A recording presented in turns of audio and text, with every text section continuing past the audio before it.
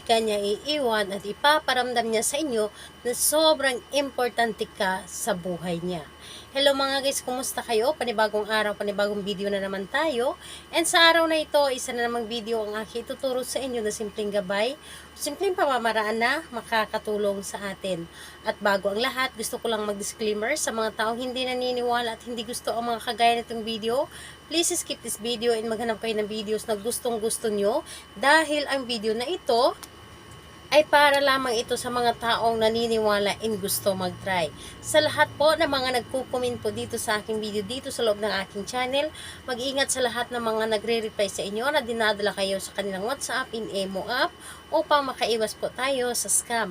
Ngayon po, ituturo ko sa inyo paano ipaparamdam ng inyong partner na sobrang importante kayo sa kanya at hindi kanya iiwan, yung tipong panghabang buhay kanyang mamahalin na ikaw at ikaw lamang at wala kang kahati sa kanya. So dito po ay pwede itong gawin sa parehas sa kasarian, babae ito babae and lalaki ito lalaki. Siyempre naman sa ating babae at lalaki na mag-partner, and pwede itong gawin kahit na kayo ay magkalapit at magka-LDR. Dito po ay kailangan natin ng gagamitin o materialis sa paggawa ng ritual na ito. Ang kailangan lamang natin dito ay maghanda lamang tayo ng 3 pirasong clove. Ang clove po, kung nagtatanong po kayo kung saan nabibili ang clove, nabibili po ito sa mga online app tulad ng Shopee and Lazada, and syempre meron din po sa mga supermarket, sa mga mall. Marami po ito. Humanap lang kayo or magtanong lamang kayo saan pwede nakakabili ng clove. Ang clove, isa ito sa nakakatulong sa atin sa buhay, pag-ibig, lalo na kapag may problema tayo sa ating mga partner. Isa ito sa mga tumutulong sa atin paano nila patatagin ang ating relasyon kasama ang ating partner. Clove lamang, 3 pirasong clove, and kailangan din natin dito ng tubig, 1 basong tubig, at kailangan yung tubig natin ay ilalagay natin sa glass na baso, yung malinaw po na baso, dahil po kailangan natin dito ng malakas na energy at huwag po kayong gumamit ng plastic. And kung wala po kayong clear na baso at ang meron lang kayo is garapon, pwede po kayong gumamit ng garapon.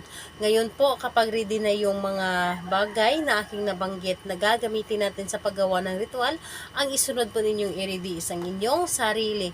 I-ready po ninyo ang inyong sarili. Kailangan po dito ay buo po ang inyong loob sa paggawa at malakas po ang inyong paniniwala.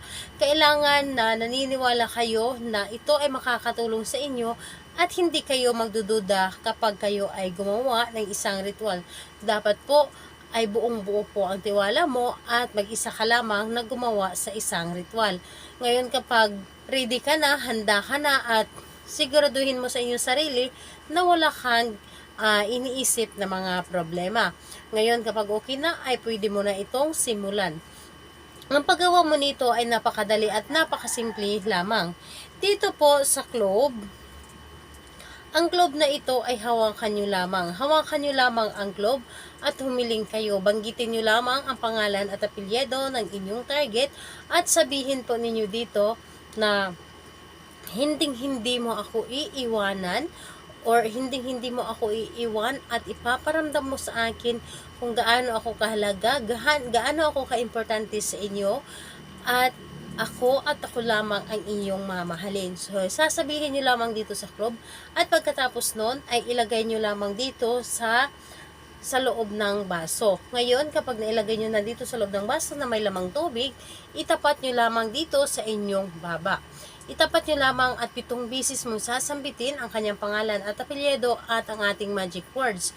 Halimbawa ganito, pangalan, apelyido, at isunod mo, hindi mo ako iiwan, at ipaparamdam mo sa akin gaano ako kahalaga, kaimportante, at ako lamang ang iyong mamahalin habang buhay.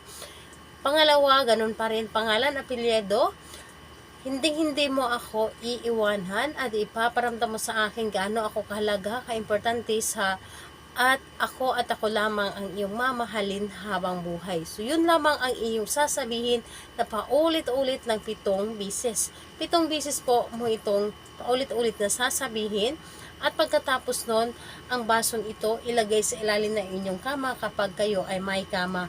Kapag kayo naman ay walang kama, ilagay nyo lamang ito sa ibabaw na inyong misa or kung saan na pwede ninyo ilagay na hindi ito magagalaw o hindi ito gagalawin ng inyong kasamahan sa loob ng inyong bahay.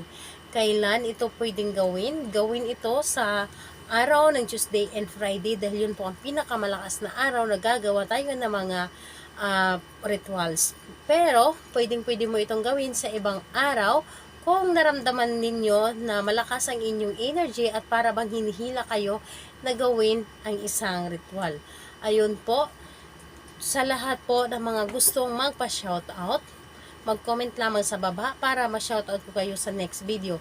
And sa lahat po ng gustong magtanong lang din or mag-comment lang din po sa baba para ma-replyan ko din po kayo. Salamat po sa inyo.